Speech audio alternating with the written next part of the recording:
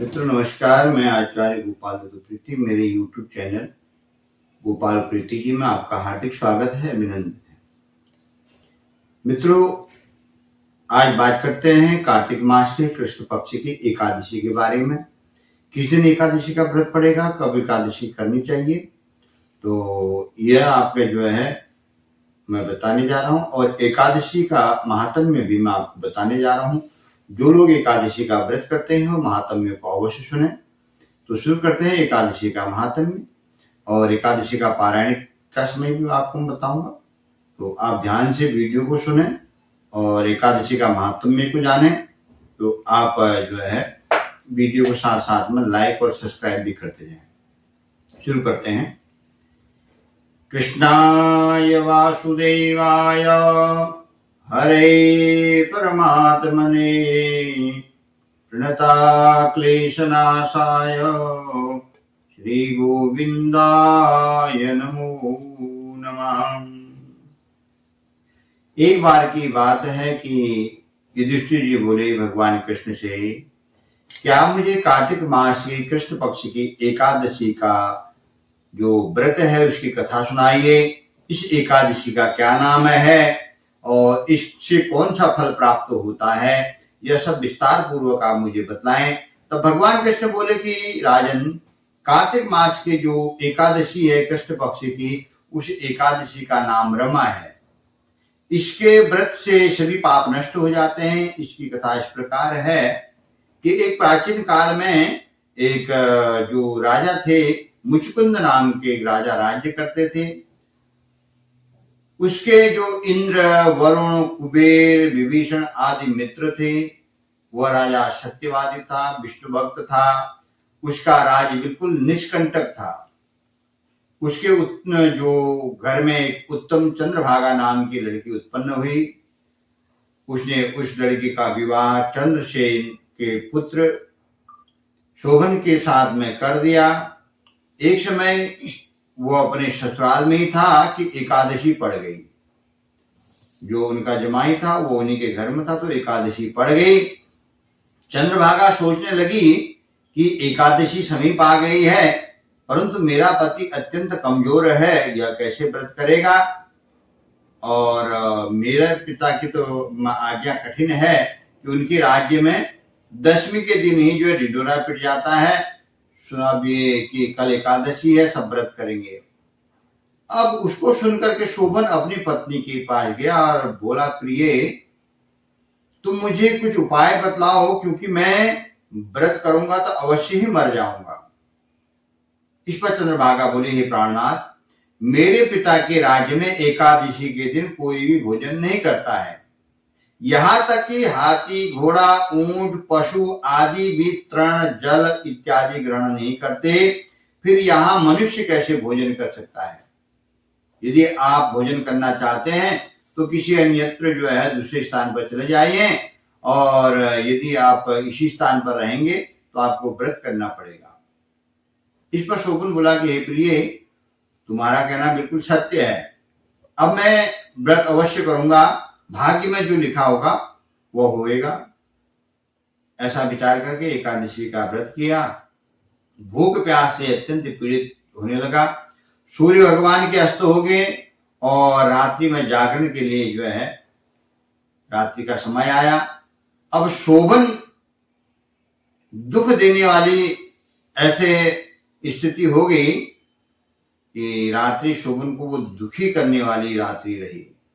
दूसरे दिन प्रातः से ही पूर्व शोभन इस संसार से चल बसा। राजा ने उसके मृतक शरीर को दहन करवा दिया। चंद्रभागा अपने पति की आज्ञा के अनुसार अग्नि में दहन नहीं हुई। उनके पति ने आज्ञा दी थी कि तुम अग्नि में दहन मत होना, परंतु पिता के घर में रहना उसने उत्तम समझा। अब इधर रमा एकादशी के प्रभाव से शोभन को मंदरांचल पर्वत में, जो हिमाचल में है, मंदरांचल पर्वत पर धन धान्य से युक्त तथा शत्रु से रहित एक उत्तम नगर प्राप्त हुआ। जब मरने के बाद दूसरा जन्म हुआ तो उसको वहां पर उत्तम नगर प्राप्त हुआ।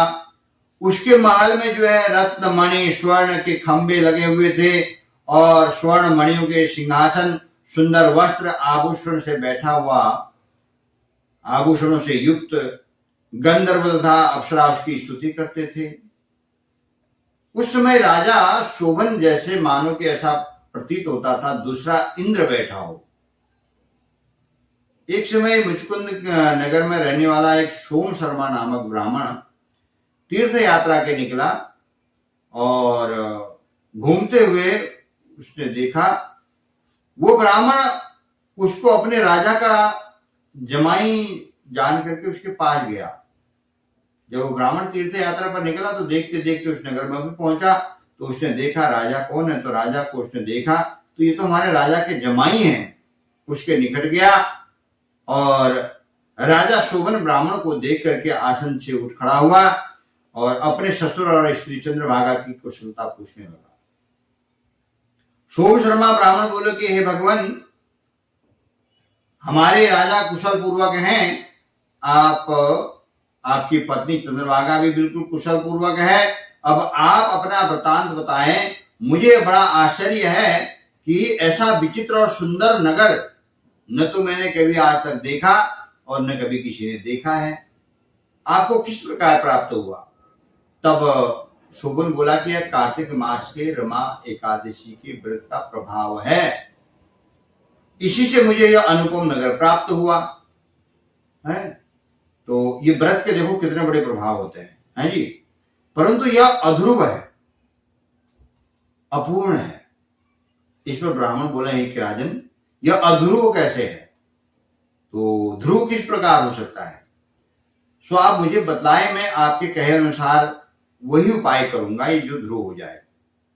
आप इसको बिल्कुल झूठ न समझे।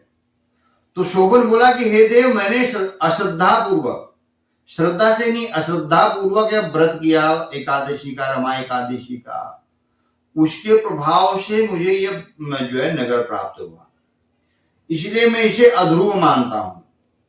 यदि तुम इस वृतांत को राजा मुचकुंद की पुत्री चंद्रभागा को कहोगे तो वह उसको ध्रुव बना सकती है। ब्राह्मण ने वहां आकर के चंद्रभागा से समस्त वृतांत कहा और इस पर राजकन्या चंद्रभागा बोली कि हे ब्राह्मण देव, आप क्या वह सब वृतांत प्रत्यक्ष अपने आंखों से देख के आए या स्वप्न है?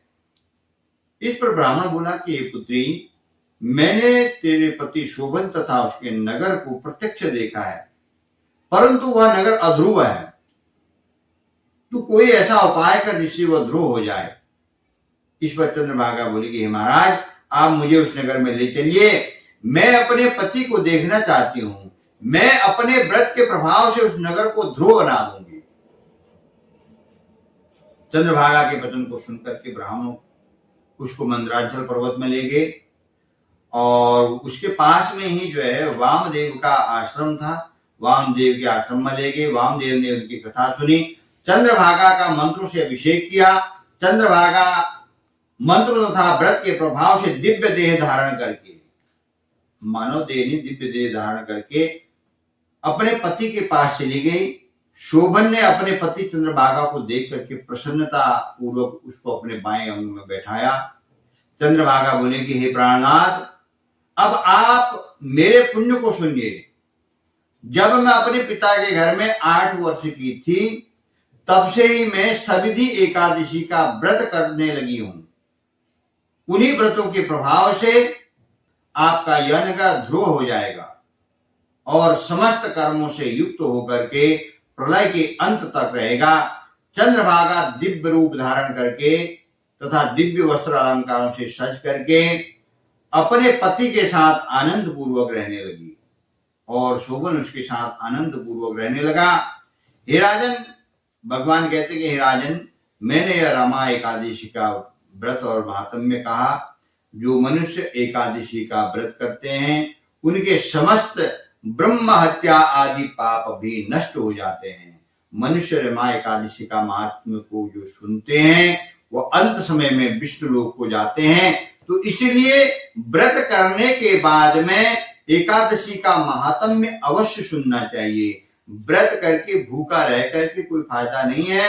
एकादशी व्रत का महात्म्य भी सुने और रात्रि जागरण करें, फलाहार में रहें, फूलाहार में न रहें।